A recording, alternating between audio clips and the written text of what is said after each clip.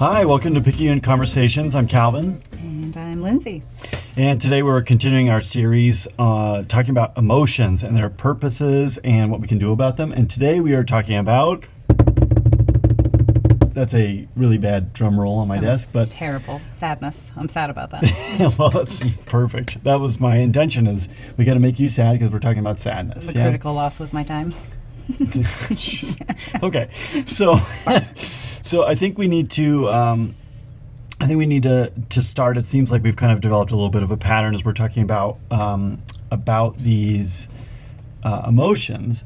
We kind of start by just talking about the purpose. And again, this is pulling on the work of Paul Rasmussen, who trained both of us, has had a really big impact on how we think about people and how they behave, and certainly emotions as well. So how do you want to start this? You want to talk a little bit about the purpose of sadness? How about I put it out there and then you can expand. Fantastic. And then you can and you might describe it differently, but what I learned from Paul is that sadness is the loss emotion. And sometimes our response to that is to withdraw. Okay. Yeah. I remember one time Paul talking to me about this. He calls it the loss emotion. That's how I remember it as well. And that sadness is, of course, it's very, very uncomfortable and doesn't feel great, and not that we would wish sadness on anybody, but that sadness is this emotion that is really a pretty special emotion, because it alerts us to the fact that we have lost something that is meaningful to us. Yeah. And by extension, and I certainly want us maybe to talk a little bit more about this as the conversation goes on. This is the way in which we can make sadness really useful, is that if we are feeling sad, that tells us something pretty important about what is meaningful to us, and maybe even potentially what is actually just meaningful in life, depending on how mistaken our ideas are about life. But it's just powerful in this way that it, unlike many other emotions, it has this capacity to point out something existentially relevant about the world, and so therefore, this is kind of the downside, right? Of, let's say that we're feeling sad, and of course that's uncomfortable. Then we engage in these kind of complicated acts of of like creating a sideshow or distracting ourselves either with entertainment or with an emotion like anger or drugs, or substances, drugs, alcohol, all kinds of things. There's a whole bunch of problems that maybe would come from that, but lots of ways to withdraw. but a really big downside to doing that, rather than allowing ourselves to kind of sit in the anger or sit in the sadness and just experience it, is that we are missing an opportunity to learn something about what is meaningful to us, and potentially just even more broadly, what is maybe objectively meaningful about life. So can you give us maybe an example of how sadness shows up in a person's life, and how then maybe we would discern a little bit about connecting that to what's meaningful? How about can I give like a lifestyle, and then maybe we could expand on like maybe what they're sad about. Sure. Let's say life means I must be universally loved. Okay. Or loved. I was going to say liked, but then I said loved. Okay. Life means be universally loved. If we were to take a guess on what they're sad about, we could probably have a good one. Yeah, because like the most meaningful thing to that person is maybe, let's say, a relationship in which they feel that they are universally loved. Yeah, and maybe that's at work. Maybe that shows up in their intimate relationship, whatever, that they feel either an actual or perceived loss, and this must be a critical loss to them. I like what you were saying about like it's basically an opportunity to reflect on what we value. Yeah. Events, people, places, whatever. And if you can like stay in it and get curious. So anyway, let's say the lifestyle is must be universally loved. Sad about maybe somebody doesn't like them, or they don't want to get in arguments. That's how they withdraw. Yeah. Well, and it would seem that like they might get anxious. Let's say they go into a new environment and they're anxious, like, oh no, what if somebody doesn't like me or love me? That's how it would show up. Which at some point we're gonna have to do a thing on anxiety. I think we've got that slated for for a conversation at some point. But sadness would probably come when they have experienced it and then lose it. Mm-hmm. Yeah, and by the way, they wouldn't have to experience it in reality. Sometimes we feel sad because we have hoped for something, and by hope, in part, I'm saying that we imagine something, right? We imagine a scenario in which this person, perhaps in this case that we're talking about, we imagine this thing happening where somebody really likes us or loves us, or everybody really likes us or loves us, and then and so we kind of have it. We have it in our imagination, and then we show up, and reality just confirms this, and we experience it as this loss. Yeah. Which is, I know that may sound a little bit bizarre, but it's a very common thing. Yeah, it is, and you can imagine that person might not even go because of the perceived future loss. Like, what if I show up and somebody doesn't like me? They might not go in, to any events. Okay. Now it seems like partly what you're talking about now is an act of depression. And this is maybe, if I'm remembering right, this is where the withdrawal piece kind of comes in. So sometimes we think about depression as, or maybe not we, okay, but a lot of people, maybe the general public, we think of depression as like, oh yeah, well, you're just really sad. And I think it's maybe important that we take a moment to distinguish between sadness and depression. They are not the same thing. And really, like, they're really not even, they are certainly related, and they are very, very far from being the same thing. Just understand.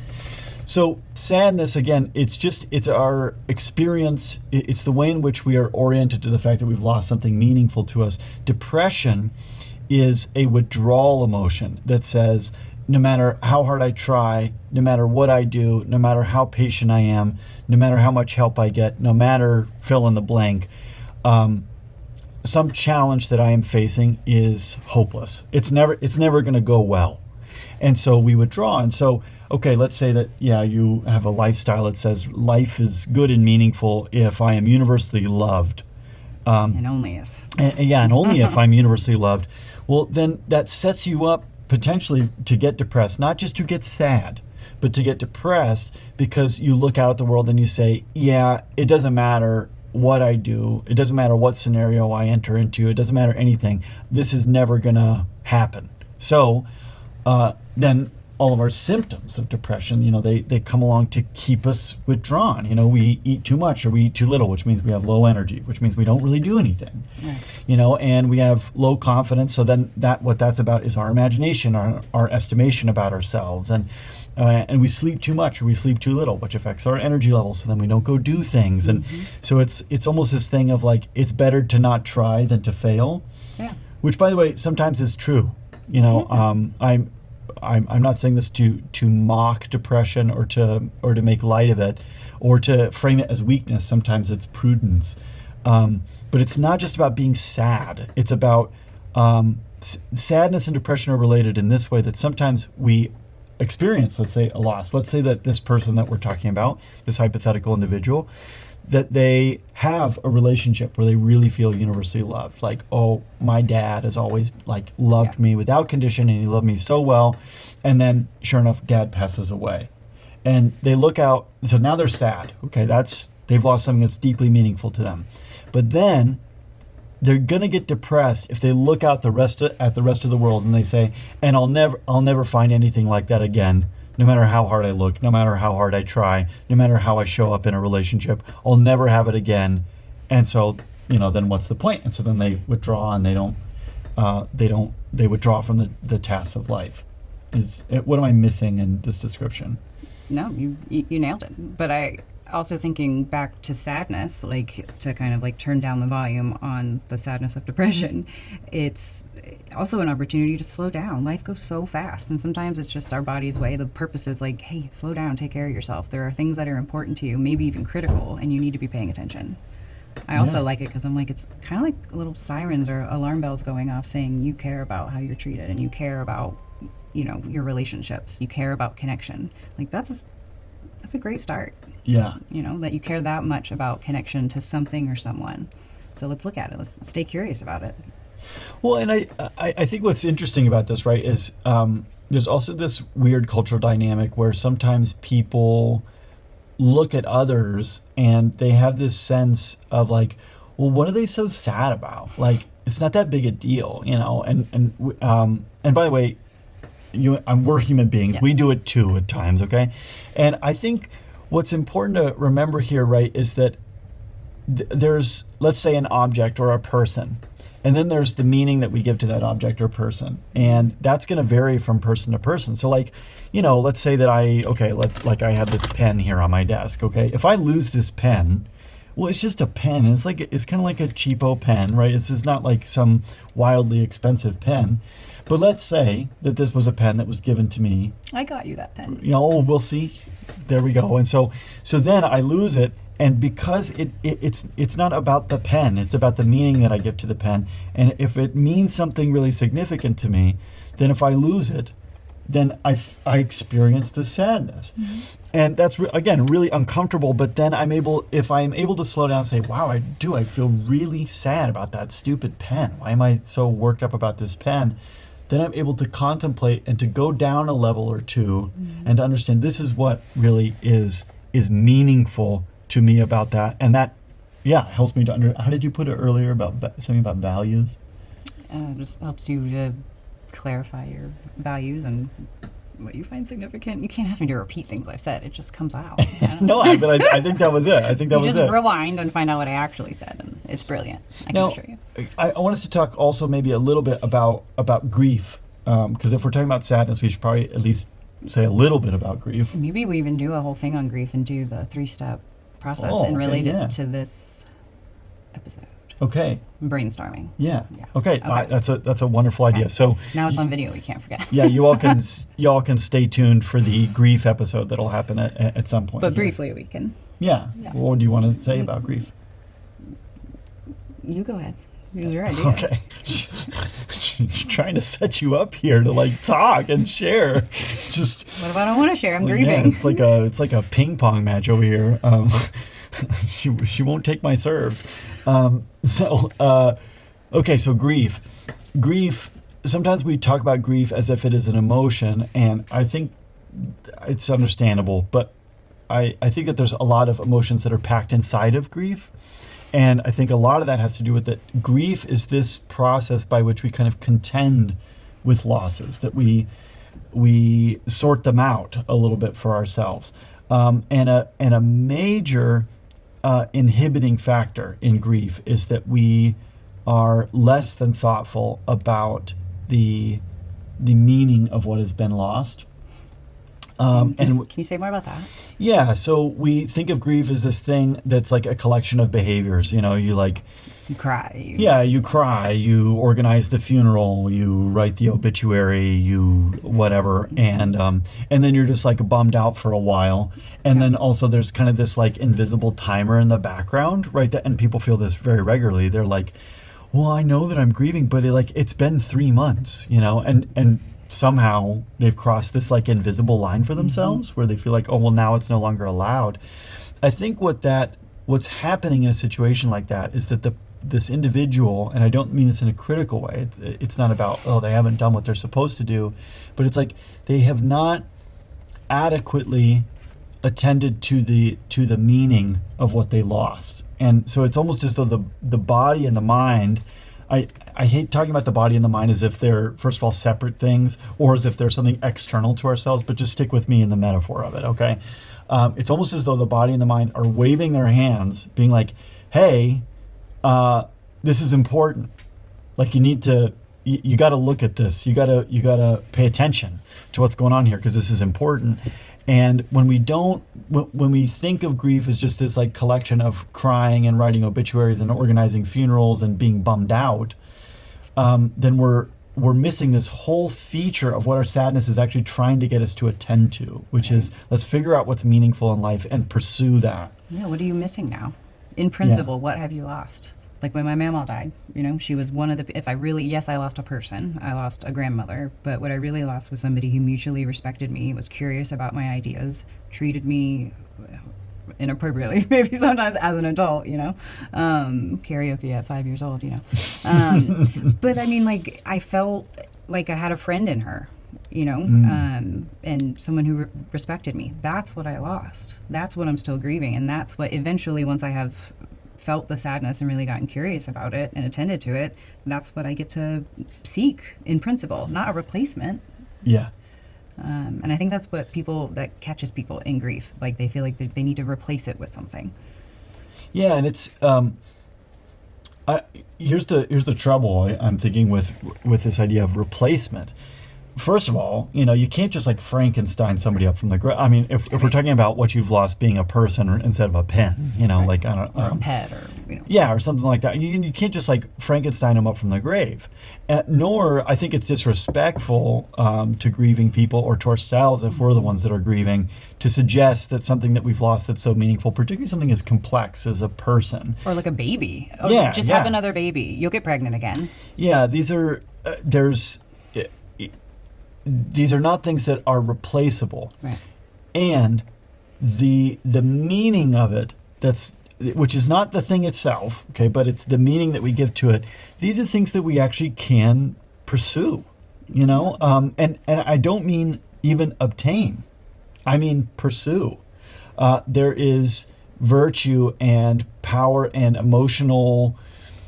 This is going to maybe sound like very like woo woo or something, but I think that there is healing power in the pursuit of things, even if we never attain them. I think about, let's say, let's look at like societal pursuit of justice.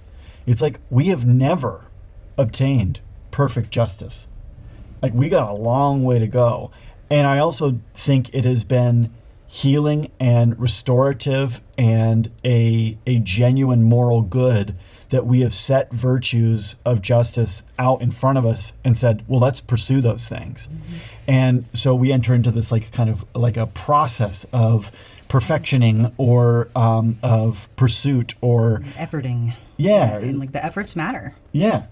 Yeah. And so there's something, not that makes sadness go away, but that it does make our sadness useful. Like we can do something with it. And I'm not even just talking about like mere pragmatism, but it's like it philosophically, existentially, it gives us something to do with this feeling that is so uncomfortable. Yeah. Mm-hmm. Okay. So I know we touched on a lot. We touched on kind of what sadness is. We dabbled a little bit in depression and grief, which I think probably should come back to both of those at some point and have a little bit lengthier episodes.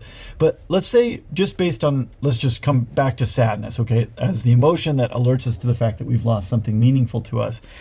What would be like a practical thing that our listeners or our viewers, depending on where you're how you're consuming this media, what maybe advice or a little bit of like a practical step that they could take away from this conversation? I'll go with this. The next time that you catch yourself feeling sad, like you notice that you're feeling sad, because there might be times where you don't, because you're just on autopilot. Stop for a second, and I know this sounds dorky, but just sort of like pat yourself on the back and ask yourself why you should be not why you should be thankful, but like what is a good reason to like thank yourself for why you're feeling this. Basically stop and get curious about why you're feeling it. And sometimes I have them if I've been working with them for a little while and then they experience something that is causing grief. I have them check in with their body. So I turn to the body and make it a somatic thing, and talk to that part of your body. And it's like not about having the right answer, not about saying the right thing. I don't even tell them what to say.